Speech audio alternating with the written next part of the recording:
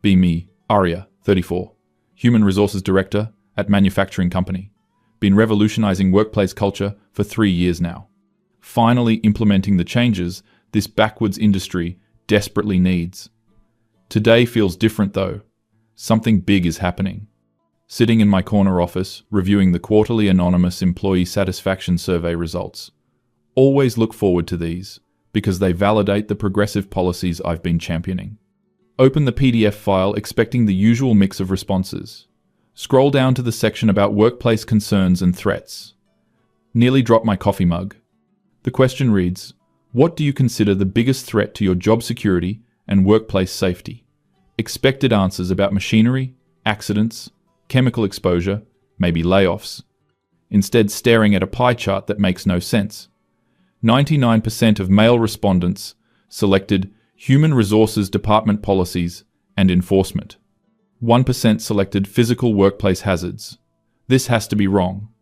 Reread the question 3 times. Check the methodology notes. Sample size: 847 male employees across all departments. Response rate: 94%. Margin of error: less than 1%. My hands are literally shaking. This is impossible. I've spent years creating inclusive spaces, addressing systemic inequalities, protecting vulnerable workers. How could they see my department as threatening? Clearly, there's been some kind of error in data collection. Immediately call Maverick from IT. He helped design the survey platform. Maverick, I need you to double-check the survey results. There's obviously been a mistake. What kind of mistake, Arya? The male employees apparently think human resources is a bigger threat than actual safety hazards. That's clearly wrong. Long pause on the line. I ran diagnostics twice. Everything's working correctly. Well, run them again. This data is impossible. Spend the rest of the morning poring over the detailed comments section, reading response after response, expressing frustration with arbitrary enforcement and unclear guidelines. One comment reads, walking on eggshells every day, never know what innocent remark will get flagged. Another says, feel like I'm being watched constantly, afraid to have normal conversations. This is clearly a coordinated effort, probably organized by some disgruntled employees who resist progressive change, need to address this head-on before it spreads. Decide to schedule individual meetings with department heads. Start with Jake from operations, been here 8 years, generally reasonable guy. Call him into my office around 2 p.m. Jake, thanks for coming in. I wanted to discuss the recent survey results. Oh, the one about workplace threats? Yeah, figured you'd want to talk about that. His tone already sounds defensive. There seems to be some confusion about human resources' role in workplace safety. No confusion on my end, Arya.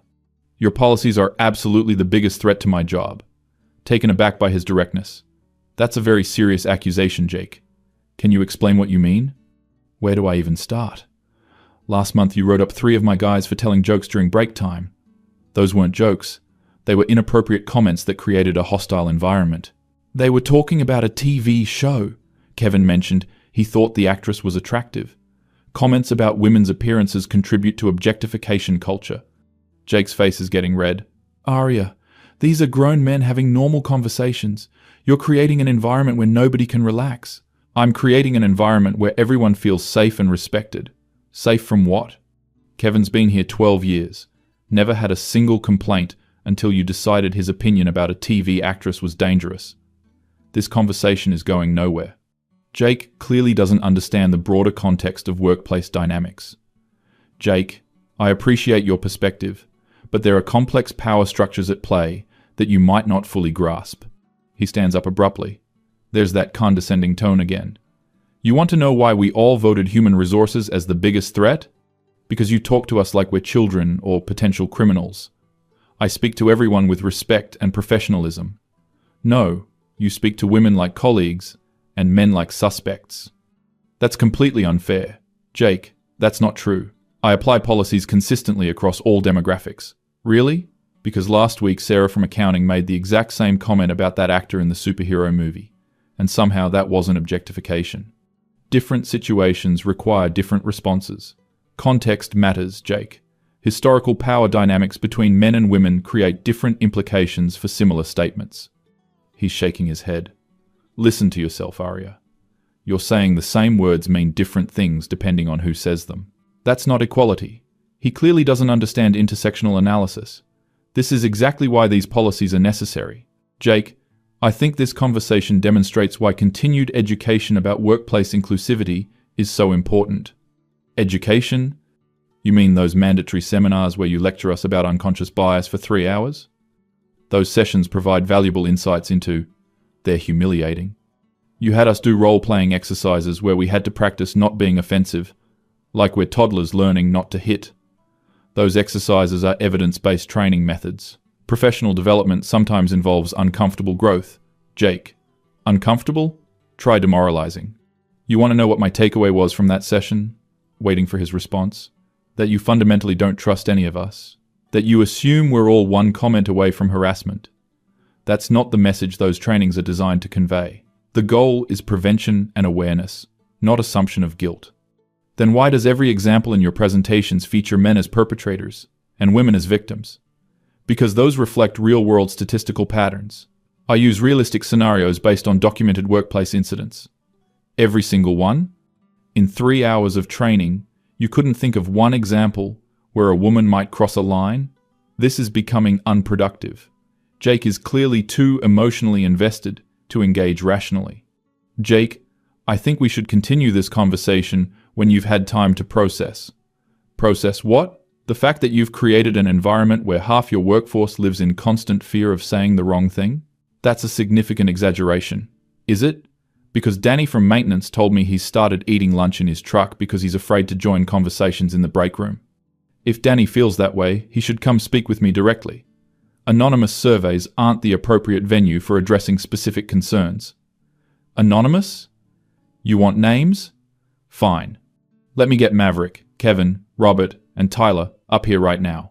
Jake, I don't think a group confrontation would be productive. Neither did I, until I realized you're never going to listen to one person at a time. Before I can respond, Jake's already on his phone. Maverick? Yeah, come up to Arya's office. Bring Kevin and the others. This is escalating unnecessarily. Jake, I really think we should schedule separate meetings. Why? Afraid to hear from multiple people at once? Afraid the pattern might become obvious? Within 10 minutes, 5 men are crowding into my office. Maverick from IT, Kevin from operations, Robert from sales, Tyler from quality control, all looking frustrated and determined. Maverick speaks first. Arya, we've been talking, and Jake's right. We need to address this situation directly. I'm always available to discuss workplace concerns through proper channels. Proper channels? You mean the ones where you take notes and then implement new policies based on our feedback? That's not how the process works. I document conversations to ensure consistent policy application. Kevin jumps in. Those notes you take, do they ever include anything positive about male employees? I document all relevant workplace interactions. That's not what I asked. When's the last time you wrote something good about one of us? I maintain professional documentation, focused on improvement opportunities. My role requires focusing on areas that need attention. Tyler steps forward.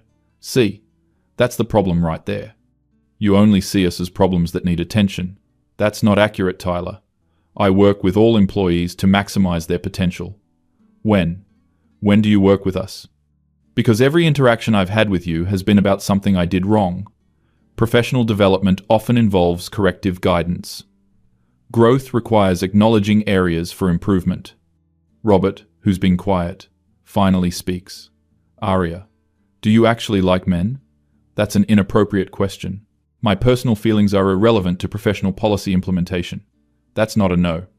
My job is to ensure equitable treatment for all employees, regardless of personal preferences. Maverick shakes his head. Listen to yourself. You can't even say you don't dislike us. I treat everyone with equal professionalism. Equal? Really? Because when Jennifer from Human Resources Planning made that comment about the UPS driver being attractive, you laughed and said, I know, right? Different contexts require different responses. Workplace dynamics involve complex interpersonal factors. Kevin's getting visibly angry. Stop deflecting. Just admit you have different standards for men and women. I apply policies consistently within appropriate contextual frameworks. contextual frameworks? Just say, double standards. Aria. That's a fundamental misunderstanding of how systemic inequalities function. Historical power imbalances require nuanced approaches to achieve true equity. Jake slams his hand on my desk. There it is. You think we're all oppressors who need to be controlled.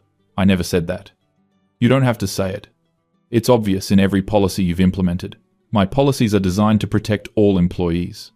Workplace safety requires proactive measures to prevent harassment and discrimination. Tyler starts pacing. Safety. From what? Aria? Name one incident of harassment in this company before you got here. The absence of reported incidents doesn't mean incidents didn't occur. So you're solving problems that might have existed but probably didn't? Prevention is more effective than reaction. Robert's voice rises. Prevention of what? Us being normal human beings? Professional behavior standards benefit everyone. Whose standards? Because none of us agreed to live under your personal definition of professional. These standards are based on established best practices.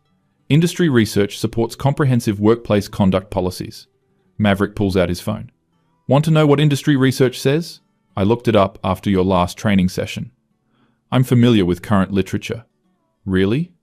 Because according to the Society for Human Resource Management, companies with overly restrictive policies see decreased productivity and increased turnover.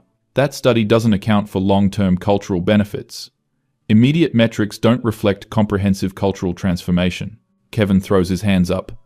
Cultural transformation? You mean creating a culture where half the workforce is afraid to speak? Open communication flourishes in environments free from harassment. Free from harassment or free from masculinity? Because it seems like you're trying to eliminate anything remotely male from this workplace. That's a significant mischaracterization. Gender equality doesn't require eliminating masculine traits. Jake leans forward. Then explain why every policy you've implemented targets male behavior specifically. Policies address documented problematic patterns. Documented where? By who? You. By research institutions and workplace advocacy organizations. Multiple credible sources inform policy development. Tyler sits heavily in a chair. Aria, do you realize that you've never once admitted you might be wrong about anything? I'm always open to constructive feedback. No, you're not. Every time we explain how your policies affect us, you explain why we're wrong to feel that way. Feelings aren't the basis for professional policy decisions. Emotional responses must be balanced against objective workplace needs. Robert stares at me. Do you hear yourself? You just dismissed our feelings as irrelevant, while demanding we consider everyone else's feelings constantly. Different situations require different approaches. Based on what? Gender? Because it really seems like you think our feelings don't matter because we're men. That's not true. All employees deserve consideration within appropriate professional frameworks. Maverick stands up. Appropriate according to who? You keep using these corporate phrases like they mean something. I use precise language to ensure clear communication. Clear? Nothing you say is clear. It's all buzzwords designed to avoid admitting you just don't like us. Professional discourse requires specific terminology. Effective workplace communication utilizes established professional vocabulary. The room goes quiet. All 5 men are staring at me. Jake speaks slowly. Aria, we've been trying to tell you for an hour that your policies are destroying morale, and your response is to lecture us about vocabulary. They're misunderstanding the scope of the conversation. Systematic workplace issues require comprehensive analysis beyond individual emotional reactions. Kevin starts laughing, but not in a happy way. There it is again. Every time we try to explain how we feel, you tell us our feelings are wrong or irrelevant. I'm trying to provide context for broader workplace dynamics. No, you're trying to avoid admitting that maybe, just maybe, you've made some mistakes. Tyler looks exhausted. Aria, can you name one thing you've done wrong since becoming Human Resources Director? That's not how continuous improvement works. Professional growth involves ongoing assessment rather than binary success-failure evaluations. That's not an answer. Can you name one mistake you've made? I continuously evaluate and refine approaches based on emerging best practices. Robert shakes his head. She literally cannot admit fault. Not even a small one. My role requires confident leadership in implementing necessary changes. Confident leadership or stubborn refusal to listen? There's a difference between confidence and stubbornness. Effective leadership sometimes requires maintaining position despite opposition. Maverick looks around at the others. Guys, this is pointless. She's never going to change. Change isn't always necessary when approaches are evidence-based. Evidence-based? What evidence? The survey that shows 99% of us consider you a threat? That survey reflects resistance to necessary progress. Initial resistance to progressive policies is well documented in change management literature. Jake stands up. And there it is. When presented with overwhelming evidence that your approach isn't working, you dismiss it as resistance to progress. Transformational change often encounters initial pushback. Initial. Arya, you've been here 3 years. This isn't initial. Anything. They're clearly not ready for productive dialogue. Perhaps we should schedule follow-up meetings when everyone has had time to reflect. Kevin laughs harshly. Reflect? You want us to reflect on why we're wrong to dislike policies that make us miserable? Self-examination can provide valuable insights. Into what? How to better accept being treated like potential criminals? This conversation is going in circles. They're too emotionally invested to engage rationally with systemic issues. I think we should table this discussion for now. Tyler stands up. Of course you do. Anytime we try to explain our perspective, you shut it down. I'm not shutting anything down. I'm suggesting a more structured approach. Structured how? More forms to fill out? More training sessions where you lecture us about our unconscious bias? Robert heads toward the door. Come on, guys, she's never going to listen. I listen to all employee concerns. No, you hear the words, but you don't listen. There's a difference. I listen carefully to all workplace feedback. Listening means considering that you might be wrong. Arya, you've never once considered that possibility. As they file out, Maverick turns back. You know what the saddest part is? We used to like working here. The workplace is more equitable now than it's ever been. For who? Because it's definitely not better for us. Equity benefits everyone in the long term. After they leave, I sit alone in my office, reviewing the conversation. Clearly, there's significant resistance to progressive change. This is exactly why strong leadership is necessary during cultural transitions. Transformation is never easy, but it's essential for creating truly inclusive workplaces. Spend the evening researching change management strategies. Find several articles about overcoming resistance to diversity initiatives. One study shows that employee pushback often intensifies before acceptance occurs. This must be the intensification phase. Tomorrow, I'll implement additional training sessions. Maybe bring in an external consultant to help explain these concepts from a different perspective. Clearly, my internal efforts aren't translating effectively. Draft an email to the executive team recommending enhanced diversity and inclusion programming. Include data about the correlation between initial resistance and long-term cultural success. Emphasize the importance of staying committed to progressive policies despite temporary opposition. Review the survey results one more time. 99% of male employees considering human resources a threat clearly indicates deep-seated bias against progressive change. This level of coordinated resistance suggests systematic problems with male workplace socialization. We need to address these underlying issues through comprehensive intervention. Start planning a mandatory all-hands meeting about unconscious bias and resistance to change. Invite a speaker who specializes in helping men understand their role in workplace equity. Schedule additional one-on-one coaching sessions for department heads. The fact that they're so threatened by basic equality measures proves how necessary this work is. Their emotional reactions demonstrate exactly the kind of defensive behavior that perpetuates systemic inequality. If anything, today's conversation confirms that current policies aren't strong enough. Make a note to research more robust accountability measures. Maybe implement peer feedback systems where employees report problematic behavior. Consider mandatory mentorship programs pairing male employees with female colleagues. Check my calendar for tomorrow. 3 meetings with female employees who've expressed appreciation for the inclusive environment. Their positive feedback confirms that these policies are working for the people who need protection most. The survey results are clearly an anomaly, possibly the result of organized resistance from employees uncomfortable with progress. Real change takes time, and temporary opposition is expected. To end the day feeling confident about the path forward. Sometimes, leadership means staying the course, despite criticism. These men will eventually understand that these changes benefit everyone.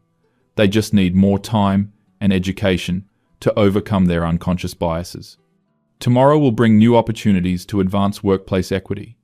Their resistance only proves how much this work is needed.